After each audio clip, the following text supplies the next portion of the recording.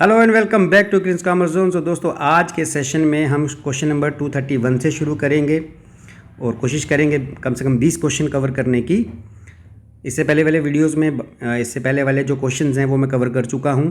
और ये जो हम पीडीएफ डिस्कस कर रहे हैं ये पीडीएफ आपको मिलेगी क्रिंस कॉमर्स जोन की ऐप पर। 900 MCQs हैं जिसके अंदर, और साथ ही साथ उसी ऐप पर आपको 10 मॉक टेस्ट मिलेंगे जिसमें 500 प्रैक्टिस क्वेश्चंस हैं विद एनालिसिस वीडियोस, और एक फुल लेंथ टेस्ट सीरीज भी अब उस ऐप में अवेलेबल है। उसका लिंक आपको मैं डिस्क्रिप्शन बॉक्स में दे दूंगा। तो चलिए दोस्तों आज क्वेश्चन नंबर 231 से शुरू करते हैं। A bank reconciliation statement is option A part of cash book, option B part of bank account, option C part of financial statement, option D none of the above. देखिए एक bank reconciliation statement simply एक statement होती है जो हमारी cash book के balance को bank की पासबुक के साथ रिकॉन्साइल करती है। तो ना तो ये पार्ट ऑफ कैश बुक है, ना पार्ट ऑफ बैंक अकाउंट है, ना पार्ट ऑफ फाइनेंशियल स्टेटमेंट, यानी नन ऑफ द अबव इसका आंसर रहेगा। चलिए दोस्तों नेक्स्ट पे मूव करते हैं। Question number 232, when balance as per passbook is the starting point, interest allowed by bank. देखिए दोस्तों सबसे पहले मैं आपको समझा दूं क्योंकि बीआरएस में काफ़ी सारे बच्चों को प्रॉब्लम आती है। आपके पास दो तरह के बैलेंस होंगे, एक कैश बुक का और एक होगा पासबुक का। या आपको कैश बुक के बैलेंस को पासबुक के साथ मैच करना है, या आपको पासबुक के बैलेंस को कैश बुक के साथ मैच करना होता है। ठीक है, अब देखिए रूल समझ लीजिए। अगर आपको कैश बुक के बैलेंस को पासबुक के साथ मैच करना है, ठीक है, तो जो भी ट्रांजैक्शन कैश बुक में हो रही होंगी, दो तरह की ट्रांजैक्शन आपको दिखेंगी। एक जो हमारी कैश बुक में होती हैं सीधी, और एक जो हमारे बैंक अकाउंट में होती हैं। तो याद रखना अगर आप कैश बुक का बैलेंस ले रहे हो तो इसमें कैश बुक में जो भी ट्रांजैक्शन हुई उसमें आपको साइन रिवर्स कर देना है। साइन रिवर्स कर देने का मतलब हो गया किसी ट्रांजैक्शन की वजह से अगर आपका कैश का बैलेंस प्लस हो रहा है तो आपने उसको कर देना है क्या, रिवर्स मतलब माइनस। फॉर एग्जांपल अगर कस्टमर आपको चेक देगा तो आपका कैश बैलेंस बढ़ेगा यानी प्लस होगा, आपने करना क्या, उल्टा रिवर्स क्या करना है, माइनस। और अगर किसी ट्रांजैक्शन की वजह से आपका कैश का बैलेंस माइनस हो रहा होगा तो उसका भी उल्टा रिवर्स कर देना यानी प्लस। फॉर एग्जांपल किसी को आपने पेमेंट करोगे तो आपका कैश बुक का बैलेंस कम होगा मतलब माइनस होगा, तो माइनस को क्या कर देना है, प्लस। ठीक है, ये हो गया अगर वो ट्रांजैक्शन जो कैश में हो रही हैं यानी आपकी कैश बुक में हो रही हैं। जो ट्रांजैक्शन आपकी बैंक में होंगी, फॉर एग्जांपल बैंक में कस्टमर ने पैसा जमा करवा दिया, या बैंक ने आपको इंटरेस्ट दे दिया, या बैंक ने आपके चार्जेस आपके अकाउंट से काट लिए, उस केस में आपको साइन सेम रखना है। फॉर एग्जांपल किसी वजह से आपका बैलेंस बढ़ रहा है, प्लस हो रहा है, तो आपको प्लस ही रखना है बीआरएस में।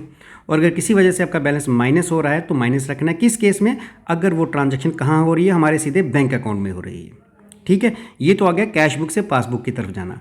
लेकिन अगर आप पासबुक से कैश बुक की तरफ जा रहे हो तो याद रखो इस केस में पासबुक में जो हुआ उसके साइन हम रिवर्स कर देंगे। फॉर एग्जांपल किसी वजह से बैलेंस आपका बढ़ रहा है, प्लस हो रहा है, तो हम करेंगे माइनस, और किसी वजह से बैलेंस आपका कम हो रहा है, माइनस हो रहा है, तो करेंगे प्लस। कब, जब हमें पासबुक से कैश बुक की तरफ जाना है यानी इस तरफ जाना है। और कैश बुक वाले हम क्या करेंगे, सेम करेंगे। तो बस आपको डिसाइड ये करना है कि आप बैलेंस कौन सा ले रहे हो, कैश बुक का या पासबुक का। जिसका भी आप बैलेंस ले रहे हो, जिसका भी बैलेंस आप ले रहे हो आपने उसका रिवर्स कर देना है। जस्ट ए सेकेंड, ठीक है, आपने उसका रिवर्स कर देना है। अगर आप कैश बुक का बैलेंस ले रहे हो तो कैश बुक के जो भी साइन होंगे यानी बैलेंस बढ़ेंगे घटेंगे उसका रिवर्स करना है, और बैंक वाला सेम रखना है। और अगर पासबुक से कर रहे हो तो पासबुक वाले जो बैलेंस हैं वो रिवर्स करने हैं और कैश बुक वाले सेम रखने हैं। तो इसी ट्रांजैक्शन को देखो अब, when balance as per passbook. अब आपको कौन सा बैलेंस दिया गया, पासबुक। अब मैंने कहा अगर आपको पासबुक का बैलेंस दिया गया है तो पासबुक में साइन आपको क्या कर देने हैं, रिवर्स, और कैश बुक वाले क्या रखने हैं, same. So when balance as per passbook is the starting point, interest allowed by bank. भाई आपका पासबुक का जो बैलेंस है मान लो 5,000 था और 500 रुपया बैंक ने आपको इंटरेस्ट दिया, तो ये आपका प्लस होगा, राइट। ठीक है, क्योंकि हम पासबुक से कर रहे हैं। लेकिन मैंने क्या कहा था, अगर हम पासबुक से शुरू कर रहे हैं तो हमें साइन को क्या कर देना है, रिवर्स, प्लस की जगह क्या कर देंगे, माइनस। तो यहाँ पर आपका आंसर भी रहेगा बी यानी सब्ट्रैक्टेड। तो याद रखो जिस बुक से आप शुरू कर रहे हो उसके साइन आपको रिवर्स करने हैं, और सामने वाली यानी कैश बुक जो है उसके साइन सेम रखने हैं। ये आपने चीज़ याद रखनी है, कैश बुक से शुरू करोगे कैश बुक का साइन रिवर्स करने हैं और पासबुक के सेम रखने हैं। तो यहाँ पर अगर आपको इंटरेस्ट मिला इसका मतलब प्लस, लेकिन साइन को करना था रिवर्स, प्लस की जगह क्या कर देंगे माइनस, तो आंसर भी आपका बी रहेगा। चलिए जी नेक्स्ट पे मूव करते हैं। अब देखिए इस क्वेश्चन को हम इसी तरह से करेंगे। Question number 233, debit balance as per cash book. अब देखिए यहाँ पर बैलेंस किसका है, पहले इसको नोट करें, कैश बुक का। तो जो कैश में हुआ उसके साइन हमें क्या करने हैं रिवर्स, और जो पासबुक में यानी बैंक में होगा उसके साइन हमें क्या करने हैं सेम। ठीक है, तो debit balance as per cash book, हमारा डेबिट बैलेंस कितने का है 1500 का। आगे पढ़ लेते हैं। देखिए ये आपके सामने क्वेश्चन, हमारे पास डेबिट बैलेंस कैश बुक का कितना है 1500। ठीक है, तो मैंने आपको कहा था वो रूल याद रखो, जो कैश में होगा उसमें साइन रिवर्स रखने हैं। लिखा है cheque deposited but not cleared amount ₹100। Cheque हमने बैंक में जमा करवाया, इसका मतलब कस्टमर से हमने चेक रिसीव किया था, तो हमारा कौन सा साइन होना चाहिए था प्लस। जनरली हमने उसको प्लस किया होगा, लेकिन मैंने कहा कि जो कैश बुक में हुआ उसका रिवर्स करना है। तो अगर हमें कोई चेक मिला और हमने वो चेक बैंक में डिपॉजिट किया, इसका मतलब डिपॉजिट करने से पहले हमने अपने कैश बुक का बैलेंस प्लस किया था, लेकिन अब हमें रिवर्स करना है, यानी क्या कर देना है माइनस कर देना है। तो 1500 में से 100 माइनस कर दिया, कितना बच गया 1400। अच्छा, चेक जब हम इशू करते हैं इसका मतलब हम किसी को पेमेंट कर रहे हैं। अगर हम पेमेंट कर रहे हैं इसका मतलब हमारा कैश बैलेंस क्या होगा माइनस होगा, लेकिन हमें तो साइन रिवर्स करना है, माइनस है तो हमें क्या कर देना है प्लस। कितना, इसने लिखा है check issued but not presented ₹150, तो इसको हम कर लेंगे प्लस, तो कुल हो गया 1550। उसके बाद bank allowed interest amount ₹50 and collected dividend ₹50 on behalf of ABC enterprise. अब बैंक ने हमें ₹50 इंटरेस्ट और ₹50 डिविडेंड दिया। अब देखिए ये जो ट्रांजैक्शन हुई ये सीधा हमारे बैंक अकाउंट में हुई है, और मैंने कहा था बैंक अकाउंट में साइंस को सेम रखना है, बैलेंस बढ़ा तो प्लस कर लेंगे, घटा तो माइनस। तो ₹50 अगर बैंक इंटरेस्ट दे रहा है और डिविडेंड दे रहा है, इसका मतलब ₹100 हमारा बैलेंस बढ़ रहा है, और मैंने कहा था जो बैंक में होगा उसका साइन सेम रखना है, तो हम इसमें इसका साइन सेम रखेंगे, ₹100 प्लस कर लेंगे, हमारा आंसर बन जाएगा 1650, जो कि हमारा आंसर रहेगा D. So D is the right answer.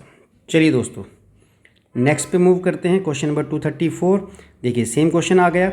अब ये क्वेश्चन आपको मैं देता हूँ होमवर्क के लिए, ठीक है। सेम ऐसा ही क्वेश्चन है, यहाँ पर भी कैश बुक का बैलेंस है, तो जो भी कैश बुक में होगा यानी अगर किसी वजह से बैलेंस बढ़ रहा है तो प्लस होता है, लेकिन करेंगे क्या माइनस यानी रिवर्स, और जो माइनस है उसको क्या करेंगे प्लस। तो ये आपने याद रखना है, जिस वजह से बैलेंस बढ़ेगा यानी प्लस उसको करेंगे माइनस, और जिस वजह से बैलेंस घटेगा मतलब माइनस उसको करेंगे रिवर्स मतलब प्लस। और जो बैंक में होगा बैंक वाला आपने साइन सेम रखने हैं, बैलेंस बढ़ रहा है तो प्लस ही करोगे, घट रहा है तो माइनस ही करोगे। ये होमवर्क है, आज इसके बारे में बता देना भाई कमेंट करके। चलिए जी next is question number 235, when drawing up a bank reconciliation statement if you start with debit balance as per bank statement the unpresented check.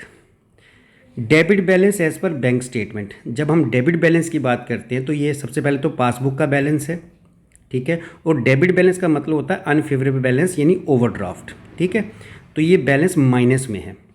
अब इसने कहा कि अगर आप डेबिट बैलेंस से स्टार्ट करते हो as per bank statement the unpresented cheques. Unpresented cheque वो होता है ऐसा चेक जो कस्टमर ने हमें दिया लेकिन अभी तक हमारे अकाउंट में जमा नहीं हुआ। देखिए अब यहाँ पर जो अनप्रेजेंटेड चेक है, अगर कस्टमर ने हमें चेक दिया तो कैश बुक में, ये अगर कैश बुक है तो हमने उसको ऐड किया होगा। मैंने कहा था कि अगर आप पासबुक से शुरू करोगे तो जो कैश बुक में हो रहा है, याद रखना जो कैश बुक में हो रहा है उसका साइन सेम रखना है। आप जिस बैलेंस से शुरू करोगे उसका बैलेंस रिवर्स करना है, उसके साइंस रिवर्स करने हैं, उसके अगेंस्ट जो जहाँ पर वो ट्रांजैक्शन हो रही है, फॉर एग्जांपल इस केस में कैश बुक में हो रही है, आपको साइन सेम रखने हैं। तो अगर किसी ने कोई चेक दिया था अनप्रेजेंटेड चेक, मतलब ऐसा चेक जो कस्टमर से हमें रिसीव हुआ लेकिन बैंक में जमा नहीं हुआ। अगर चेक हमें कस्टमर से रिसीव हुआ था तो हमने कैश बुक के बैलेंस को इंक्रीज़ किया होगा। तो मैंने कहा था कि इसके साइन आपको सेम रखने हैं, तो यहाँ पर भी हम क्या कर देंगे ऐड ही कर देंगे। सो आंसर रहेगा क्वेश्चन नंबर 235 का ए, एडिट। चलिए जी नेक्स्ट पे, a debit balance in the deposited cash book will shown as. देखिए एक सीधी सी बात है कि जस्ट ए सेकेंड, हमारी कैश बुक का जो डेबिट बैलेंस होगा बैंक का वो हमेशा कौन सा होता है उल्टा, यानी क्रेडिट बैलेंस। और हमारी कैश बुक का अगर क्रेडिट बैलेंस होगा तो बैंक की पासबुक का वो डेबिट बैलेंस होगा, हमेशा उल्टा होता है। तो debit balance in the deposit cash book, अगर किसी डिपॉजिटर की कैश बुक में डेबिट बैलेंस है तो ऑप्शन देख लेते हैं पहले। A debit balance on the bank statement, bank statement में भी वो डेबिट बैलेंस होगा, नहीं, मैंने कहा उल्टा होगा। A credit balance on the bank statement, यही सही आंसर है कि जो कैश बुक का डेबिट बैलेंस होगा बैंक का उल्टा होगा, यानी क्रेडिट बैलेंस होगा। चलिए दोस्तों नेक्स्ट पे, when preparing a bank reconciliation statement if you start with debit balance as per cash book. देखिए फिर से वही कहानी, हम कहाँ से स्टार्ट कर रहे हैं, कैश बुक में। तो जो भी कैश बुक में हो रहा होगा उसमें साइन को रिवर्स करना है, ठीक है, रिवर्स करना, यहाँ लिख देता हूँ, रिवर्स करना है, और पासबुक वाले साइन आपको सेम रखने होते हैं, ठीक है। अगर आप कैश बुक से शुरू कर रहे हो और पासबुक में उल्टा, अगर आप पासबुक में शुरू कर रहे हो तो साइन रिवर्स पासबुक वाले और कैश बुक वाले सेम। तो क्वेश्चन था कि if you start with the debit balance as per cash book, cheque issued. देखिए जब हम किसी को चेक इशू करते हैं मतलब पेमेंट कर रहे हैं, पेमेंट करें तो कैश बुक में साइन क्या लगेगा हमारा, माइनस, मतलब हमारा बैलेंस कम होगा तो माइनस हम करेंगे। तो लिखा है check issued but not presented with in the period, हमने चेक इशू किए थे लेकिन बैंक में अभी तक वो चेक हमारे प्रेजेंट नहीं हुए, तो इसका मतलब चेक इशू किए तो माइनस साइन, लेकिन हमें करना क्या है, हमें करना है रिवर्स, तो हम कर लेंगे उसको क्या, ऐड, और हमारा आंसर भी यही रहेगा कि इसको हम ऐड करेंगे, answer A is the right answer, ठीक है। ये आ गया क्वेश्चन नंबर 237। बात करते हैं क्वेश्चन नंबर 238 की, when the balance as per passbook is the starting point direct payment by banks are. अगर जो बैलेंस है पासबुक का स्टार्टिंग पॉइंट है तो डायरेक्ट पेमेंट जो बैंक की हैं उनकी क्या ट्रीटमेंट होगी। देखिए अभी मैंने कहा कि जिसका बैलेंस ले रहे हैं, अभी भी पासबुक का बैलेंस ले रहे हैं, तो जो पासबुक में होगा उसका रिवर्स करेंगे, जो पासबुक में होगा उसका रिवर्स करेंगे, और कैश बुक वाला हम साइन जो है सेम देंगे, ठीक है। तो डायरेक्ट पेमेंट बाय बैंक, अगर बैंक ने डायरेक्ट पेमेंट की है, इसका मतलब अगर बैंक ने डायरेक्ट पेमेंट की है तो हमारा बैलेंस माइनस हो जाएगा, लेकिन मैंने क्या कहा, हमने साइन को रिवर्स करना है क्योंकि हम पासबुक से शुरू कर रहे हैं, तो माइनस का क्या कर देंगे, प्लस। तो उस केस में हमारा आंसर भी रहेगा adding in the bank reconciliation statement. चलिए जी नेक्स्ट पे मूव करते हैं। When balance as per cash book is the starting point. अब देखिए बैलेंस कौन सा है, बैलेंस कैश बुक का है, तो कैश बुक में जो होगा उसका हम रिवर्स करेंगे। अनकलेक्टेड चेक सर, वो चेक जो कलेक्ट नहीं हुए उसका हम क्या करेंगे। अगेन मैंने कहा कि अनकलेक्टेड चेक वो होते हैं जो कस्टमर से हमें मिल गए लेकिन हमारे अकाउंट में पैसा नहीं गया। देखिए ये कैश बुक है, कस्टमर ने हमें चेक दिया, इसका मतलब हम बैलेंस क्या कर देंगे, प्लस कर देंगे, लेकिन वो चेक बैंक में अभी तक कलेक्ट नहीं हुआ या बैंक के अकाउंट में पैसा नहीं आया, ठीक है। तो मैंने क्या किया था, प्लस, मैंने कहा था कैश बुक से अगर शुरू कर रहे हैं तो साइन को रिवर्स करना है, रिवर्स मतलब माइनस, तो आंसर रहेगा subtracted in the bank reconciliation statement. Question number 239 का आंसर रहेगा बी पार्ट इसका। चलिए जी, when balance as per cash book is the starting point interest charge by bank. देखिए फिर से वैसा ही है, किसका बैलेंस है, कैश बुक का, कैश बुक में जो होगा इसके साइन रिवर्स करेंगे, पासबुक में जो होगा इसका साइन हमें सेम रखना है। अब interest charge by bank, bank ने इंटरेस्ट चार्ज किया, मतलब हमारा बैंक बैलेंस क्या हो गया, माइनस हो गया। अब बैंक से अगर हमारा बैंक बैलेंस, हमारा जो बैंक बैलेंस घटा है, माइनस हुआ है, तो मैंने कहा था कि साइन को क्या रखना है, सेम, तो हम यहाँ पर भी इसको घटा लेंगे, मतलब माइनस कर लेंगे। So answer will be subtracted in the bank reconciliation statement. चलिए जी, क्वेश्चन नंबर 241, ये इनकम टैक्स के क्वेश्चन हैं, टॉपिक सैलरी है। Salary is deemed to accrue at the place where, salary वहाँ एक्रू होती है, वहाँ ड्यू होती है जहाँ पर a payment for service is received, service are rendered, इधर ए और B, none of the above. देखिए सिंपल सी बात है, जहाँ आप सर्विस करोगे सैलरी वहीं पे एक्रू होगी।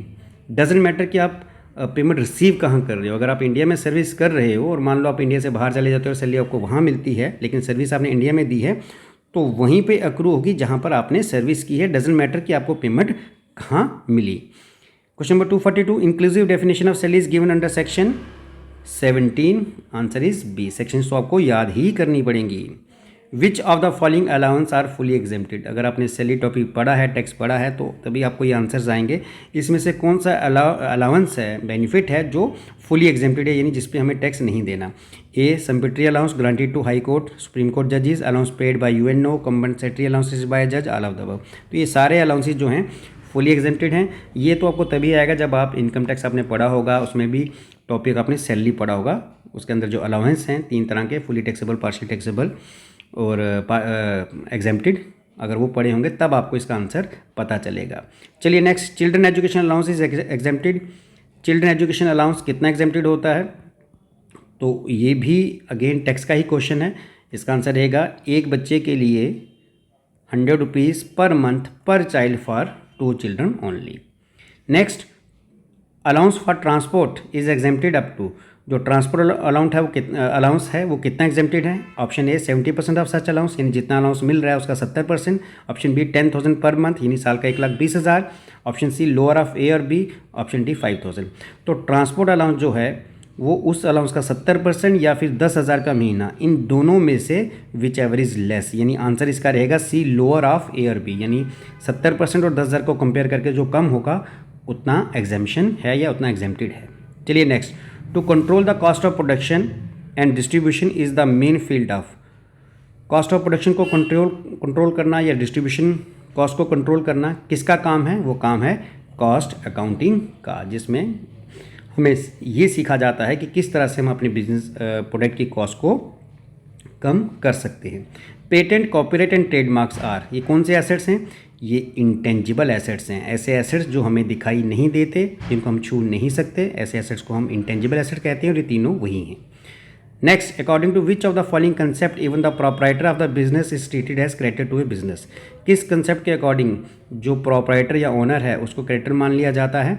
वो है एंटिटी कंसेप्ट, जिसमें ये कहा जाता है कि ओनर अलग है और बिजनेस अलग है। हमने किसी भी ट्रांजैक्शन को बिजनेस के पर्सपेक्टिव से देखना है, ना कि ओनर के पर्सपेक्टिव से, और वो है बिजनेस एंटिटी कंसेप्ट। आंसर इसका रहेगा डी।